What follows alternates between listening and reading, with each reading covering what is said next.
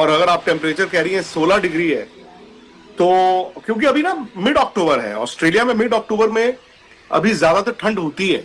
मैंने जो तस्वीरें भी देखी है पर्थ में 2-3 दिन से, कोई बहुत ज्यादा ठंड नहीं देखी, बिकॉज वो गर्म कपड़ों में नहीं देखा प्लेयरों को।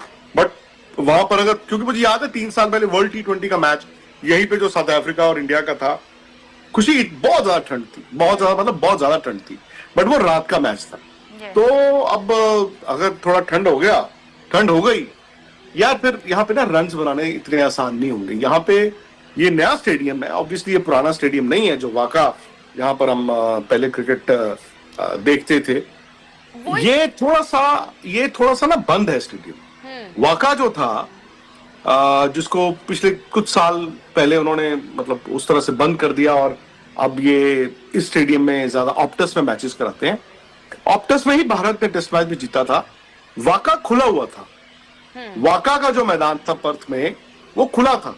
और खुले मैदान से क्या होता है, एक तरफ से जहां पर ड्रेसिंग रूम है, उस तरफ से हवा आती है, उसको कहते थे द फर्मेंटल ब्रीज।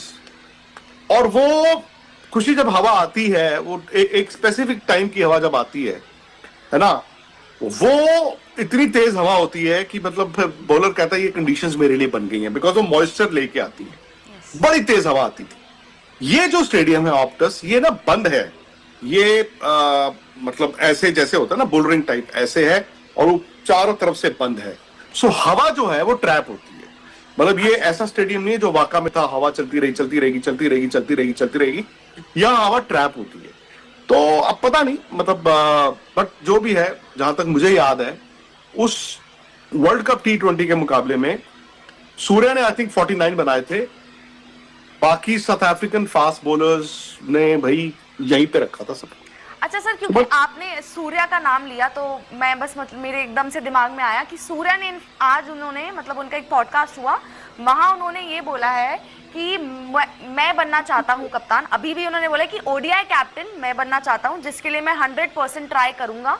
और उन्होंने कहा कि ओडीआई में शायद मेरी अगर परफॉर्मेंस बेहतर होती तो हो सकता है गिल की जगह मैं ही कप्तान होता, क्योंकि T20 का मैं कप्तान हूँ, बॉल सेम है, जर्सी सेम है, सब कुछ सेम है। शायद मेरे रन होते तो भाई मैं कप्तान नहीं कर सकता था। अब ये बढ़िया उनकी गलती है ना, वही खुशी उनकी गलती है। क्योंकि सूर्य कुमार यादव में भाई मैं तो खुद मानता हूं कि वनडे का एक बहुत बड़ा प्लेयर जो है हमने खो दिया, गवा दिया। I don't know why.